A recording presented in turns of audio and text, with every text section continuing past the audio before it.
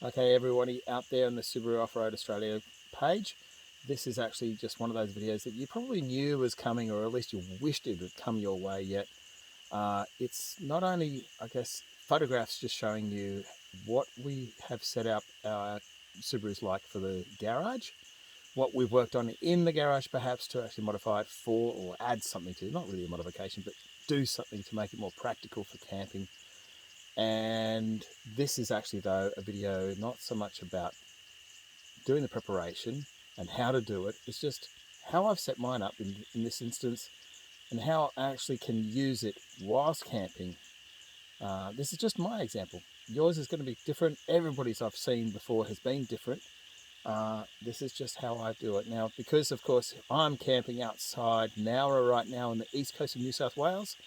It's coming on sunset, pretty darn close to it now, and I thought I may as well, while the bugs are starting to make some noise and the light's just about to fade, may as well just show you a little bit how I've had mine set up.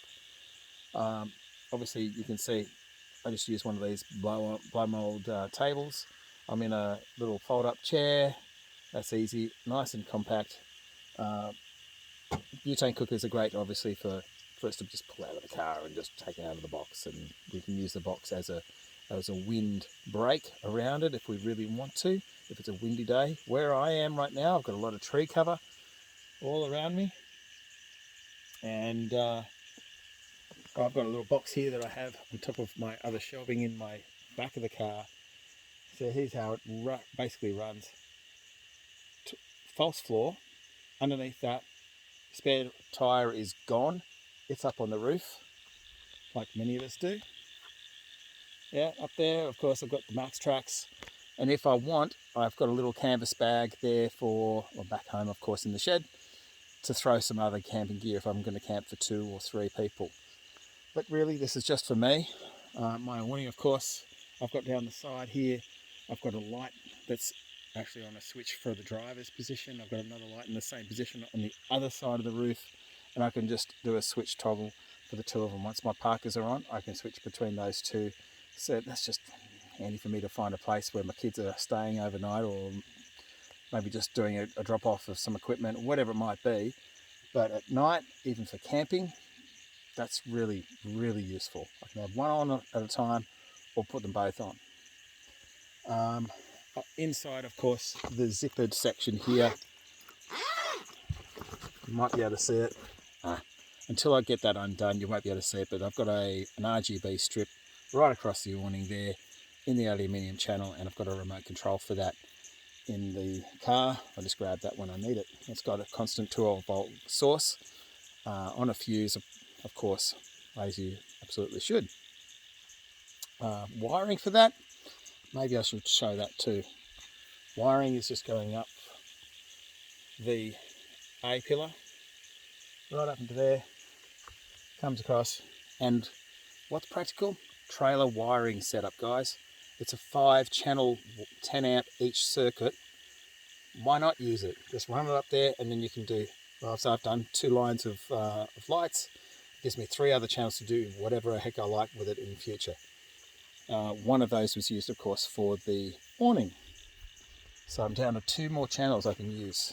And I use, from eBay, a great little circuit that's actually got a number of relays on the one little circuit board. Very compact, only about this big. Dead easy to actually fix if there's anything wrong with it too. I can hardwire it, and I've got a little bit of electronics background, but that's dead easy to set up. Alright, then, because of course the spare tyre is gone, getting back to this, spare tyre is gone up on the roof. That gives me the whole floor space underneath. I'll put a divider in, so I've got a wooden divider, and that shows me the battery separated on one side, so there's nothing that can accidentally fall into it and touch the terminals and short circuit it. I've got a very emergency only type couple of basic tools near that, wrapped up in cloth, and cloth, of course, material just for rags if I happen to break something beside the track, and I've got some more rags. Take the fridge out. It's dead easy to do anyway. Just take these, undo these 2 little straps, one at the front, one at the back, and I've got a false floor compartment just like this one underneath. Can't probably see this, so I may as well flick on my other light. RGB strip. They're like $18 for 10 meters off eBay. This is a piece that I've had for 10 years. I think it was the leftovers, and I just put that in circuit with the LED light here inside the roof. I'll show that quickly. Yep, this one here. Popped it out, did a couple of wires in that to run a power feed, and then just ran it from one side all the way over to the other. All right, that's dead easy. So at least then I can just turn it on with the door, or put it on permanently, or turn it off. Let's face it, we don't want to run the power on the main starter battery, but they barely take any power. It's like 1 amp. You can run that for hours and hours and hours at camp, no problem. Now, in my drawer system, if you can call it, I kept it really, really simple. It's only 9mm ply, marine ply of course, because then it's a lighter. It's also better grade quality than just typical run-of-the-mill plywood. And then I've painted it anyway. I've just for aesthetic sake, I've painted it. I've had it for a long time without it being painted. You don't have to. Marine ply is more protected, I guess, against humidity, water, rain. You open up the boot in a rainy day, you're going to get water on it. And you know, if anything happens to go wrong, you get it dunked in the river or whatever else, you know, it's not going to swell and then prevent other things from being able to be got to because it's in the way or swollen up. These little arms here that are made up, these little brackets, they just rest there to hold the wing in. They don't do anything structural. They're not bolted into the side of the car at all. They're just wedged in there nice and tight to stop these from moving because it is so thin. Thin, why? Weight reduction. You don't need all that really heavy stuff. Certainly stuff with all these steel casters and something like that business. What a waste of space and also weight. It's a huge amount of steel in putting those in your car. From 600 roughly kilos of payload space, the same as the 200 series Land Cruiser. Make use of it. We've got all this wonderful space that we've got. It's not going to take very much to overload it though. It really isn't. So, fridge anyway. Not a huge 45 litre or 40 litre fridge. This is only about a 35. That's enough for a few nights. Me and my family have been able to use this plenty of times. This is even from a mate of mine. I've got my milk, I've got my butter in there, I've got meats, pre-cooked meats, I've got cold meats, cheeses, heaps of stuff. There's plenty of room in there for things. And if you really have to carry more water or carry more drink, then make it non-perishable. Keep it in the footwells of the back row. So at least then, when it comes time to actually stock up your fridge with something cold, just pop a few bottles in there, and you just keep on replenishing it that way, rather than trying to keep cold a ton of stuff. Top of my my to-do list here was really to make all of these storage drawers removable. Where the fridge is, this is actually one space here and one space there. These were just aluminium channel that I've screwed in. Chopped the ends of the screws to make sure that I had decent sized screws, but I've grinded the ends of them off so they don't poke out through the ply. And then they just allow then for me to take this shelf here, pop it over the other side if I want. The top of this fridge is angled. Don't know why, but it's strange design. But anyway, that's why it shows as though it's crooked, but it's not. It's the angle of the fridge. The angle of the floor, of course, is sloped on an SH Forester as well. So I think it exacerbates it a little bit more. But these shelves here are great because you can just pull them out a little bit and you got yourself a little chopping board anyway. You don't need to carry an additional table or a chopping board or anything like that. Just use that. In this box, I've got the basics of my cutlery roll. As you can see here, I've just rolled it up, throw it in my top drawer. Anything I just quickly need, plates, bowls, a pot for cooking, a few biscuits and condiments, and what do you know, the essentials, of course, some pepper cashews.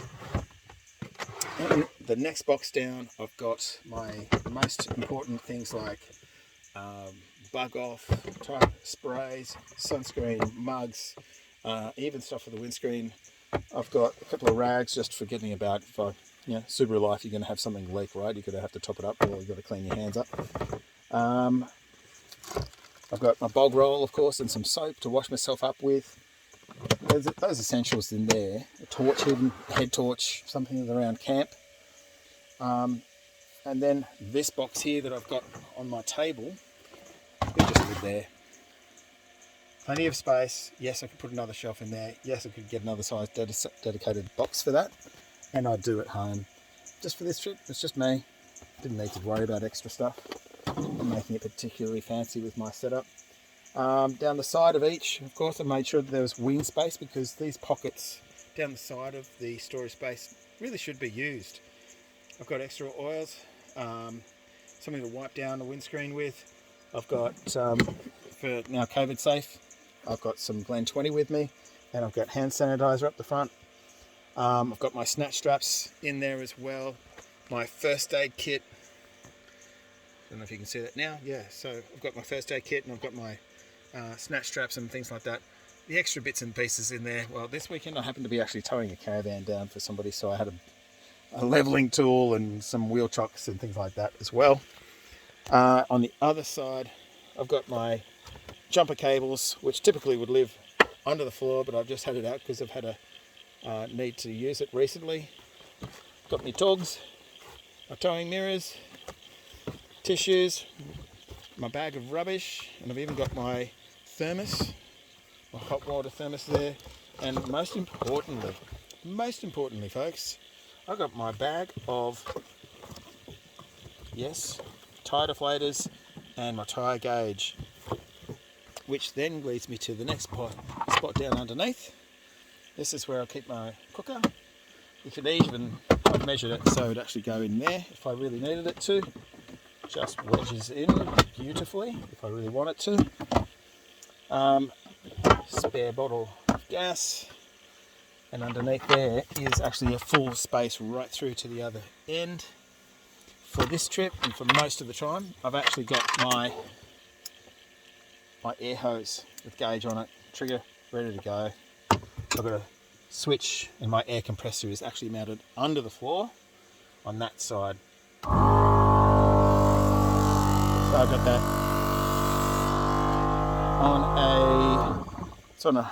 on a 100 psi switch, so it can just turn itself off when it's actually got to that pressure. So that's great, just for filling up your tyres, of course, but it's also good for cleaning out your air filter if you need to. The side of the track gets quite dusty. My car's got a snorkel on it, so it rams also the dust inside the air filter as well. It doesn't have the escape that the factory system does of being able to let it out some other valves or go through other convoluted piping, so it can kind of filter out those air particles. With a snorkel, you do get a dirtier filter of whatever's floating in the air, especially if you're at a dusty track behind other people in convoy. You do have to make a plan to back right off. Everybody has to do that, but particularly if you made a totally watertight air snorkel and it's ramming air in that way. My car's got a turbo on it, so it does it even harder. It sucks much more air through that. The air filter can get clogged out in one day.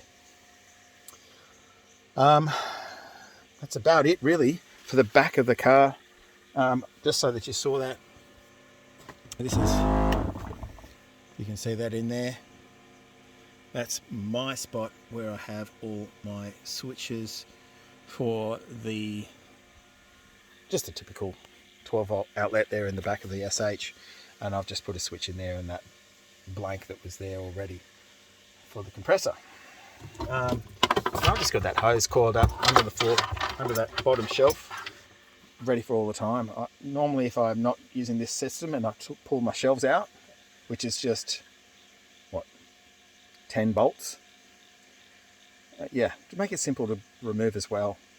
It's a really simple job if you can just take it out and you've got a flat floor again, and you can use it like your normal Forester with a flat floor and chuck your whatever else, school bags for the kids run or whatever else you want to do with it. Me, I don't have to do the school run usually, and I typically leave this in here with the fridge in it running all the time.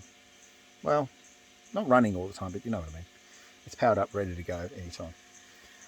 Under the floor there, anyway, I've got a T intersection of cable of air lines going to the compressor, of course, and that means I've got not just the one hose that can come out here. Later on, maybe I might put a fitting on the bumper bar here, so I'll just hook the hose up there. For me, this is actually really convenient and keeps it dust free, not getting any fittings rusty and whatever else that some people sometimes used to use on a bull bar. For me, I've got a caravan or a trailer a lot behind the car, so for me that works perfectly because it's at the back of the car already, not sitting up the front, and it means I can reach the back wheels of that caravan or the trailer as well as much as I can reach the front wheels. So it's a really handy and important thing for me to have done. Had to be high pressure hose. The cheap hoses tend to blow off by just melting because air compressors generate hot air. Now, that's about it for my setup for now. I haven't shown you the awning. I haven't shown you my snorkel setup. I haven't shown you any other features really that are inside the car. But I just thought this is important for just camping setup. For me, I choose to sleep in a Malamu Malamu tent. This is famously a 3-second setup. You just release the thing in a big circle, pops itself up, and you've got yourself a tent that you can sleep in. It's a queen size mattress. I use a self-inflating mattress for that, 100mm thick. It makes a world of difference for comfort's sake. And yeah, so that's how I roll. How about you? Share some of your camp ideas. See what kind of improvements there could be, of course. I mean, everyone, if you're like me, mate, you sit at the back of your car, you're chilling out with a beer or a cup of coffee at the end of the day, whatever it is, or a magazine, and you're looking at the back of your car setup and you're going, I wish I had just done this little bit more to it in the garage. For me, I think just at the back of the fridge here, I'm going to put a little, yep, you know what, like a lot of people have done, a little bottle opener right there. I've got mine in my little roll, ready to go, just a cheapie. I think this even came with some bonbons for Christmas one time, and we just go, hey, I'm keeping that in my camp gear. But this on a cable, the back of the fridge, that is a great little addition. So it never gets lost, and it's always there. Or I can screw one of those pre-molded ones and just go on the top of the bottle and take the lid off. They're great ideas, simple ones, but they just make life so much easier. Tell me what yours is. Share yours up. Put yours up on this video or as a photo. Share it to the group. Let's get this community really sharing ideas on how we can live comfortably from our Subaru. Cheers, guys. Happy New Year.